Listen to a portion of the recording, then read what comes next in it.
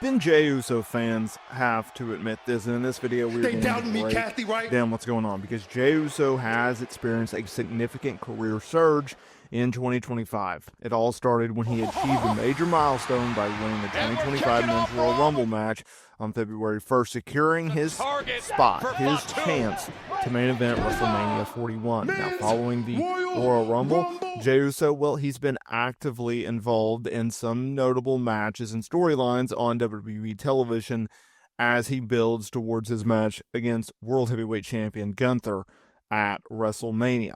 What am I talking about? Well, March 10th episode of Midnight Raw, Jey Uso faced Grayson Waller in a singles match and went over. Now, after the match, he was attacked by the faction A-Town Down, but managed to fend them off until Gunther intervened and absolutely destroyed him. Fast forward, March 14th, SmackDown, he worked a six-man tag team match.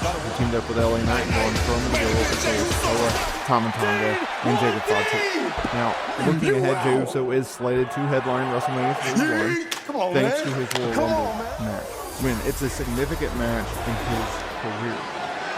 Now, keep in mind, this is at a time where Jey Uso has been doing a lot of talking and even expressed interest in doing a promo battle, a promo segment with Dwayne "The Rock" Johnson, believing that he can out-electrify the electric star and the People's Champion. This is where y'all need to admit this. This is where y'all need to have the rubber meets the road.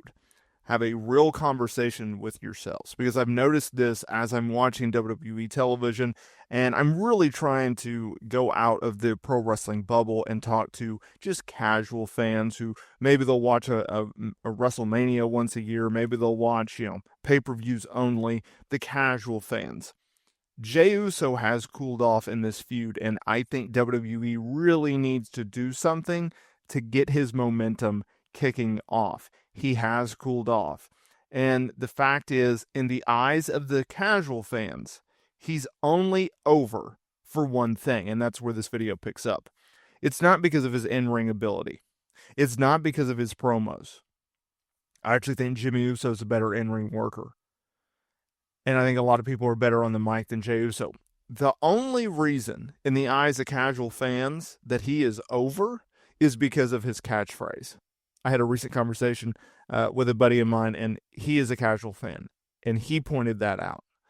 The fact that Jey Uso is over is because of his ring entrance, the yeeting, right? And I don't think that's necessarily a bad thing, but I also think it's something that if you are a Jey Uso fan, if you are a Jey Uso supporter, if you want to see this man succeed, that you at least have to be open and honest with yourself in that regard. That's okay. Austin 316. It doesn't matter what your name is. All the catchphrases. You can't see me. Best in the world. Yes movement. No movement. Kofi Mania.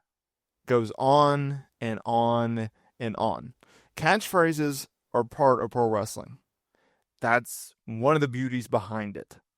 You can get over in various ways in this industry. The only thing that matters, the only thing that people care about, whether you're a fan, a wrestler, or a promoter, can you get over?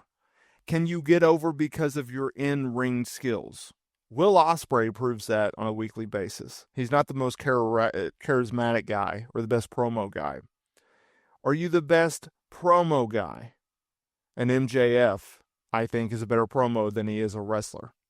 I think John Cena is a better promo than a wrestler. I think LA Knight is a better promo than a wrestler. Or are you over because of your connection with the audience? Well, that's where Jey Uso falls under. I've seen people say that the reason why Jey Uso and Gunther is such a lackluster build is because Gunther is almost an afterthought as a champion. And I think it's because he lacks charisma. And he lacks promos, although he has gotten better. And Jey Uso, I don't think, has necessarily been booked the greatest of ways. I think you should have it. This would be my booking game plan. Okay, I'm Monday morning quarterbacking it. I'm not doing it in the trenches. I'm a guy on the sidelines. But if I'm booking Jey Uso versus Gunther, I am doing everything in my power to not do what they're doing right now.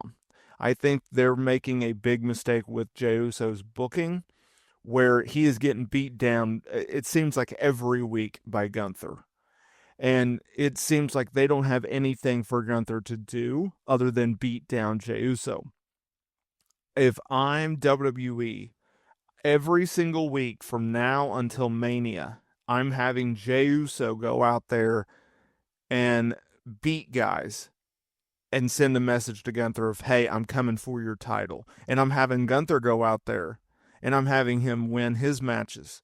And I'm going to have him go out there and cut promos about, Jay, I see you, but I am in peak form. I am in peak shape. I have never been this good. You have no chance. And that would be my booking philosophy going into this match.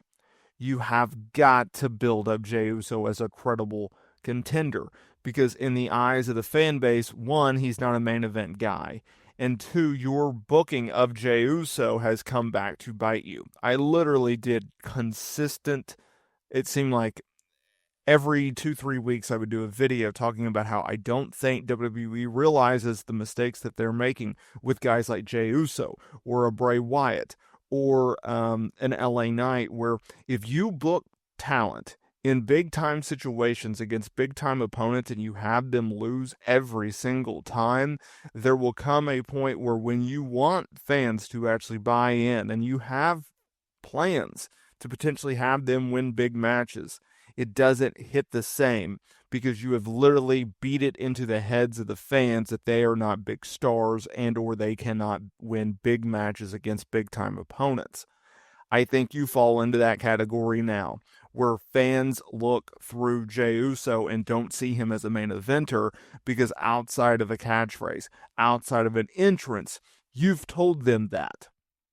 You've consistently used him in a lesser role. And I think now the chickens are coming home to roost in that regard.